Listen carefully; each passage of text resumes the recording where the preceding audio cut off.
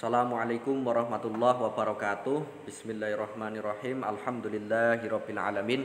Wassalatu wassalamu ala asrofil anbiya'i wal mursalin sayyidina wa maulana Muhammadin Rasulillah sallallahu alaihi wasallam wa alihi thahirina wa sahabatihi ajmain. Santri-santri yang berbahagia, alhamdulillah kita masih bisa bertemu untuk apa? Untuk belajar sejarah kebudayaan Islam lagi ya. Yang mana pada pembelajaran kemarin kita itu sudah belajar dan sudah memasuki itu pelajaran ke-6 tentang masa dewasa Nabi Muhammad SAW. Khususnya kemarin itu pada poin A, kehidupan Nabi Muhammad SAW setelah dewasa. Nah, kali ini kita akan melanjutkan pembahasan yang kemarin. Setelah kemarin kita bareng-bareng belajar tentang kehidupan Nabi Muhammad SAW setelah dewasa, ya. Kemudian kita kali ini itu akan belajar tentang kepribadian Nabi Muhammad SAW dan juga nanti tentang Nabi Muhammad SAW menikah dengan Khadijah binti Khuwailid ya. Tapi sebelumnya mari kita niatkan belajar kita untuk sesuatu kebaikan dan juga diawali dengan membaca basmalah. Bismillahirrahmanirrahim ya. Sebenarnya untuk materinya itu bisa kalian baca-baca dulu atau nanti kalian baca itu halaman 72 sampai dengan kalau poin yang akan kita bahas nanti itu sampai dengan 76. Kalau sekarang kita hanya akan membahas halaman 75 sampai 76 ya. Yang pertama mengenai kepribadian Nabi Muhammad SAW. Sebagaimana kita ketahui, Nabi Muhammad adalah sebagai bentuk percontohan kita dalam hal apapun ya. Segala tindak lakunya, segala ucapannya, segala ketentuan hukumnya itu menjadi patokan kita hidup di dunia agar mencapai kehidupan yang berbahagia di akhirat kelak ya. Kepribadian Nabi Muhammad SAW yang pertama itu ya, Nabi memiliki 4 sifat terpuji. Berarti artinya 4 sifat terpuji di sini itu 4 sifat wajib bagi Rasul ya. Yang pertama itu apa? Setiap Rasul pasti memiliki sifat sidik atau benar ya. Nggak mungkin Rasul itu tidak benar. Nggak mungkin Rasul itu berbohong itu nggak mungkin ya. Kemudian lawan dari sifat sidik ini itu adalah sifat kizib atau kazib, ada yang menyebutnya kazib juga bisa, yang memiliki arti bohong atau kizbun. Nah, itu sifat Nabi yang pertama itu sidik. Nabi pasti itu benar ya.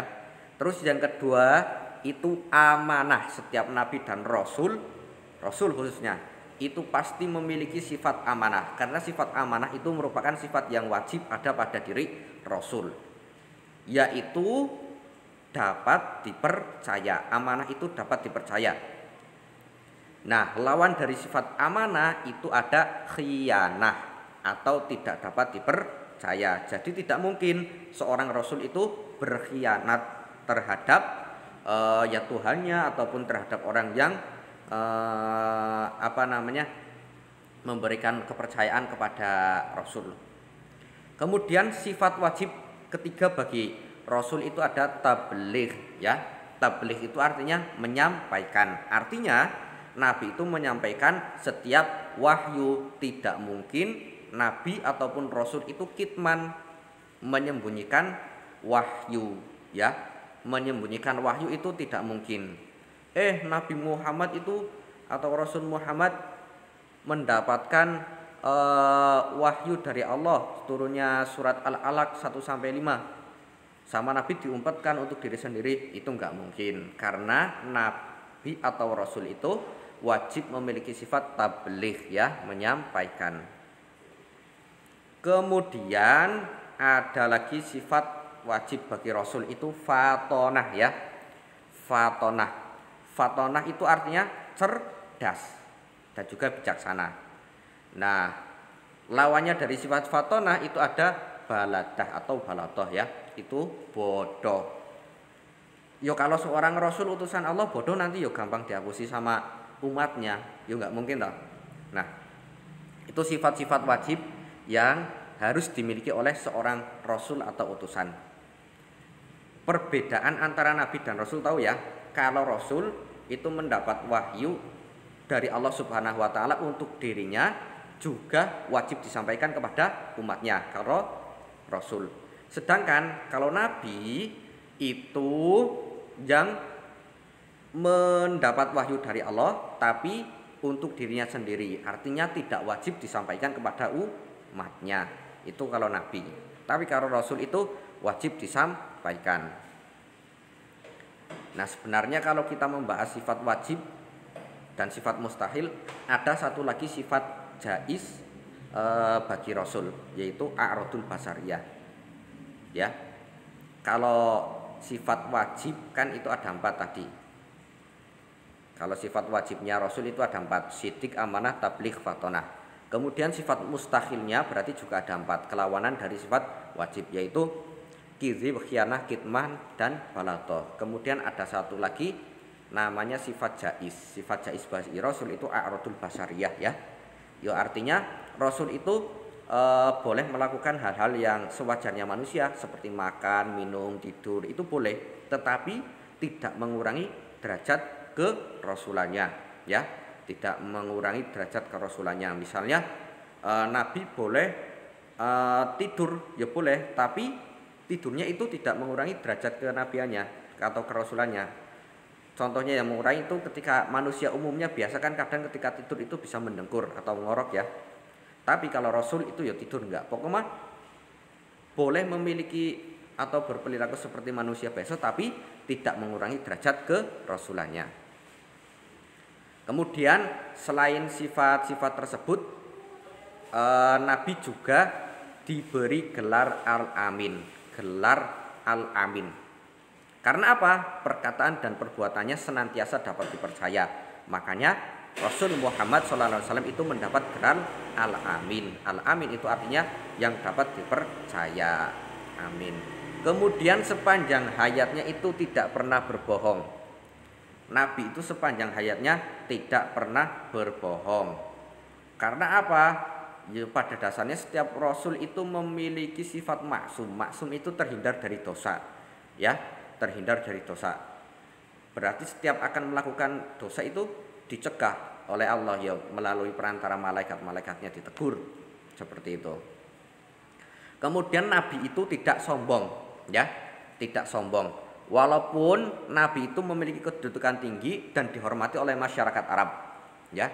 Kita tahu kedudukan atau derajat nabi itu sangat tinggi, yang mana leluhur-leluhur beliau itu termasuk pemuka-pemuka di Mekah, termasuk juga yang memegang kendali Ka'bah saat itu ya, yang diamani untuk menjaga Ka'bah dan lain-lain.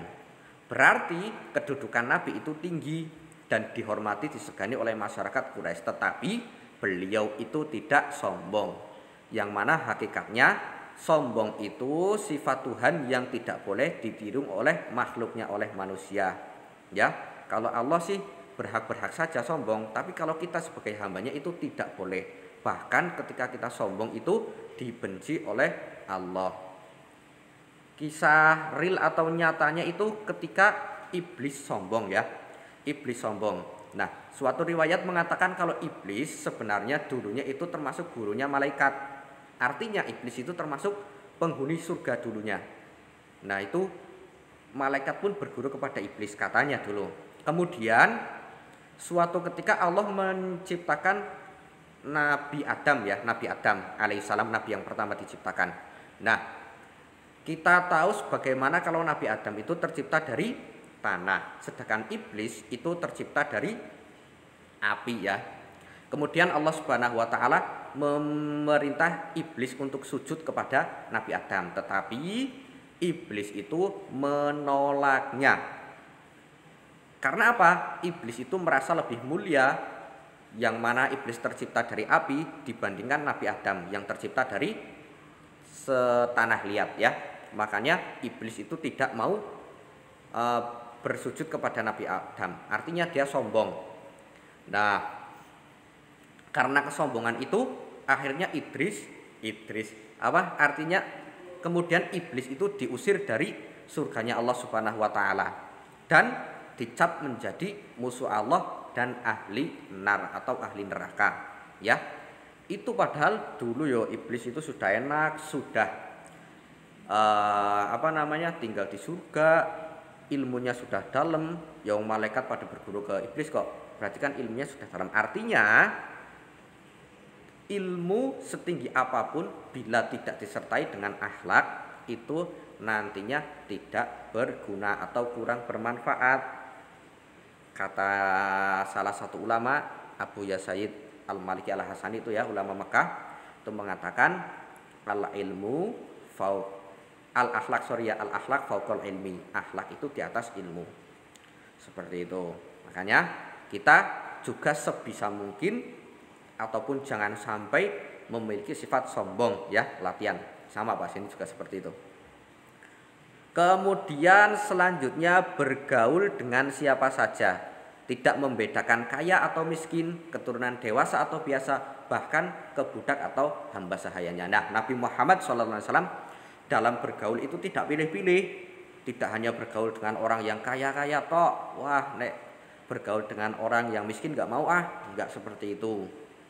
Terus tidak juga melihat seseorang dari keturunannya, wah ini keturunan orang hebat, keturunan tokoh, saya mau bergaul dengan itu saja, nggak mau dengan yang lain. Itu tidak seperti itu. Nabi Muhammad dalam bergaul itu tidak membedakan siapapun, ya, semuanya diayomi, digauli dengan cara yang sama oleh Nabi Muhammad SAW. Nah, walaupun seperti itu juga kita ketika bergaul juga harus melihat orangnya, ya. Kalau Nabi kan sudah ada yang membimbingnya, tentu langsung dibimbing oleh Allah Subhanahu wa taala. Nah, kalau kita juga ya sebenarnya bergaul dengan siapapun boleh, tapi dengan catatan kita itu mampu untuk mengerem ketika orang yang kita gauli itu mengarah ke hal-hal yang tidak baik, itu kita harus mengerem. Jangan sampai ketika kita bergaul malah ikut terbawa ke jalan-jalan yang enggak bagus, itu yang tidak boleh. Artinya ketika bergaul itu sebaiknya juga cari orang-orang yang baik. Nah, ketika kita masih takut untuk terbawa ke hal-hal yang kurang diinginkan seperti itu, ya. Itu sebenarnya hanya untuk menjagani saja. Tapi kalau kita sudah bisa, yuk nggak apa-apa semuanya digauli. Ya emang pada dasarnya itu manusia itu sama, ya. Yang membedakan hanya takwanya, tingkatan ketakwanya. Kemudian agama Islam mengajarkan bahwa sesama manusia harus saling tolong-menolong, ya. Dalam agama Islam itu diajarkan untuk memiliki sifat sosial. Kita tahu kalau kita ini manusia, ya, itu makhluk sosial. Artinya kita itu tidak bisa hidup sendiri. Kita tetap membutuhkan orang lain, ya. Coba bayangkan kalau kita hanya hidup sendiri. Misalnya di masyarakat kita kok menyendiri terus, nggak mau bergaul dengan masyarakat, pokoknya hidup kita nantinya akan nggak enak, akan sumpek, karena hakikatnya manusia itu makhluk sosial. Makanya harus dilatih untuk saling tolong menolong.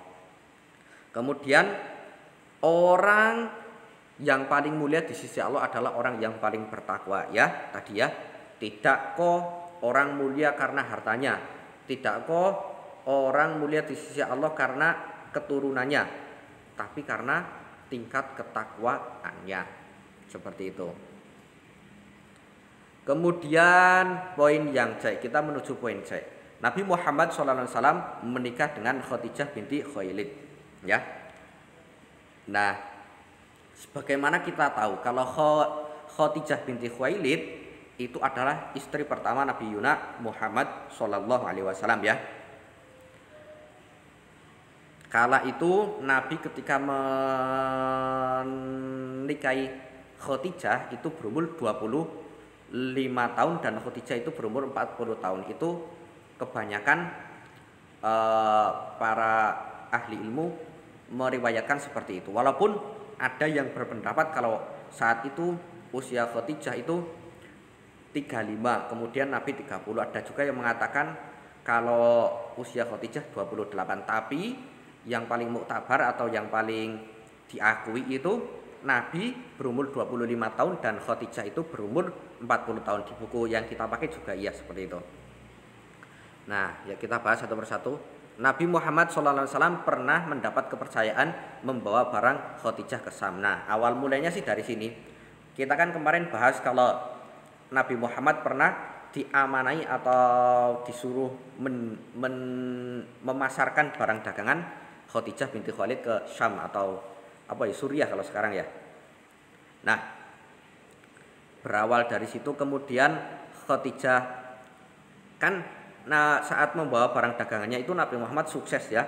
Sukses karena ya menerapkan prinsip-prinsip jujur saat berdagang, makanya beliau sukses.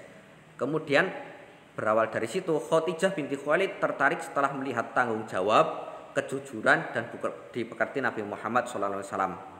Nah kan jadi Khadijah setelah itu jadi tahu bagaimana sifat Nabi, bagaimana karakter Nabi, tanggung jawab, kejujuran, budi pekerti Nabi Muhammad SAW ya. Seperti itu. Maka benih-benih cinta itu semakin tumbuh dari Khadijah ke Nabi Muhammad. Kemudian Khadijah binti Khuwailid semakin tertarik setelah mendengar cerita dari Maisarah saat menemani dagang Nabi ke Syam. Nah, Maisarah itu pembantu Khadijah yang ditugaskan untuk menemani Nabi selama di Syam. Nah, saat memimpin kafilah dagang Khadijah, Nabi itu ditemani oleh pembantu Khadijah yang bernama Maisarah. Nah, kemudian Maisarah itu menceritakan detail apa yang dilakukan Nabi, bagaimana sifat Nabi itu kepada Khadijah binti Khuwailid. Kepada Khadijah binti Khuwailid ya. Nah, mulai dari pokoknya diceritakan secara detail, makan, cara minum, pokoknya sampai detail. Akhirnya Khadijah itu semakin rasa cintanya itu semakin tumbuh kepada Nabi Muhammad SAW. Karena tadinya sebenarnya dalam sebuah riwayat Khadijah itu kurang pede terhadap merasa tidak pantas kepada Nabi. Karena apa? Ya Khadijah umurnya sudah tua, kemudian Nabi Muhammad masih muda. Nah, perlu diketahui juga kalau Khadijah itu sebelum menikah dengan Nabi itu sudah 2 kali menikah dengan seseorang, tetapi keduanya meninggal. Yang pertama, suami pertama meninggal, kemudian menikah dengan suami kedua, dan akhirnya nantinya menikah dengan Nabi Muhammad SAW ya. Karena semakin gak tahan dengan perasaan cinta yang dirasakan oleh Khadijah, akhirnya Khadijah mencurhatkan atau menceritakan isi perasaan hatinya itu kepada Nafisah binti Mu'niyah ya, kepada Nafisah binti Mu'niyah, yaitu merupakan sahabat karib dari Khadijah binti Khuwailid, menceritakan apa yang sedang dirasakannya kepada Nabi Muhammad, dicurhatkan kepada Nafisah binti Mu'niyah ya. Kemudian Nafisah binti Mu'niyah menyusun sebuah rencana, kemudian menemui Muhammad SAW dan menceritakan isi hati Khadijah ya. Karena Nafisah binti Mu'niyah ini memiliki ya termasuk cerdas juga. Akhirnya ya dapat dikatakan kalau yang mencomblangkan Nabi dengan Khadijah itu ya Nafisah binti Mu'niyah ini, sahabat karibnya Khadijah.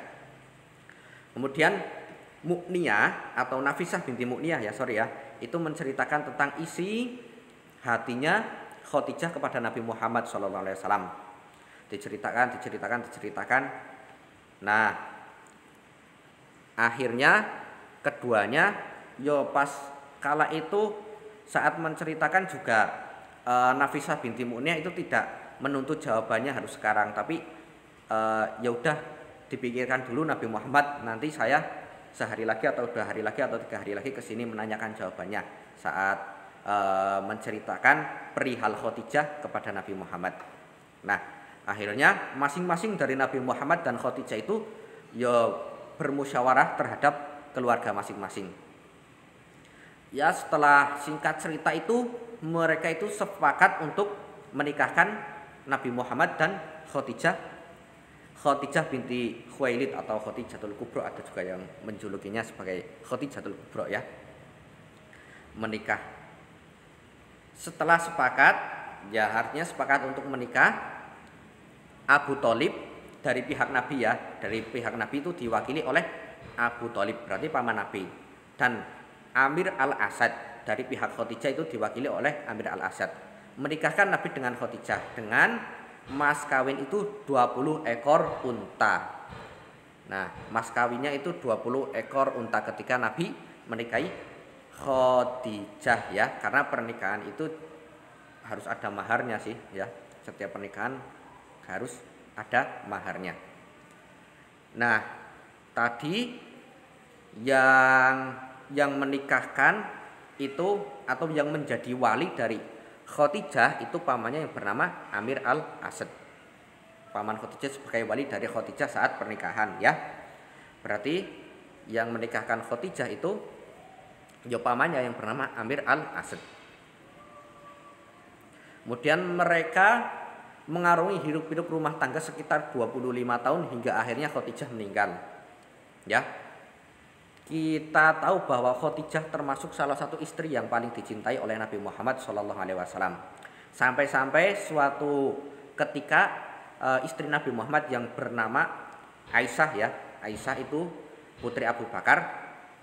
Putri Abu Bakar yang bernama Aisyah yang dinikahi oleh Nabi itu cemburu kepada Khadijah. Padahal posisinya Khadijah itu kala itu sudah meninggal karena Nabi masih sangat mencintainya walaupun Khadijah itu sudah meninggal. Sampai-sampai Aisyah itu cemburu kepada Khadijah. Padahal waktu itu posisi Khadijah itu sudah meninggal. Itu ada hadisnya. Nanti kalian baca-baca atau cari-cari.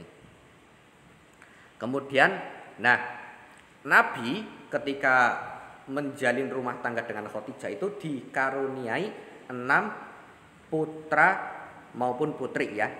Tepatnya itu 2 putra dan 4 putri. Siapa saja? Nah, putra Nabi Muhammad dari hasil pernikahan dengan Khadijah itu ada Qasim, kemudian Abdullah, kemudian Zainab, kemudian Ruqayyah, ada Kulsum, ada Fatimah ya. Nah, Qasim dan Abdullah ini meninggal saat masih anak-anak. Kemudian kalau Ruqayyah dan Kulsum ini putri Nabi yang dinikahi oleh sahabat Nabi Utsman bin Affan ya. Makanya nanti Utsman bin Affan memiliki gelar Dzunurain atau memiliki 2 cahaya, yaitu menikahi istri Nabi Muhammad SAW, 2 istri Nabi Muhammad SAW, tapi tidak sekaligus. Pertama kalau nggak salah Ruqayyah dulu, kemudian Ruqayyah meninggal, baru menikahi Kulsum, dan itu boleh dalam syariat Islam ya. Tapi kalau 2 sekaligus menikah dengan kakak adik sekaligus itu yang tidak boleh. Kalau salah satunya sudah meninggal itu boleh. Kemudian kalau yang Fatimah ini yang nantinya menikah dengan Ali bin Abi Thalib. Ya tadi ya, Qasim dan Abdullah meninggal ketika masih anak-anak. Kemudian Nabi mengangkat Zaid bin Harisah sebagai anak. Nah ini Zaid bin Harisah itu merupakan seorang budak Khadijah yang telah dimerdekakan ya. Nabi diberi budak oleh Khadijah yang bernama Zaid bin Harisah, kemudian dimerdekakan oleh Nabi. Kalau tidak salah nanti yang memerdekakan itu Nabi. Nah, kemudian Zaid bin Harisah ini diangkat menjadi anak angkatnya Nabi.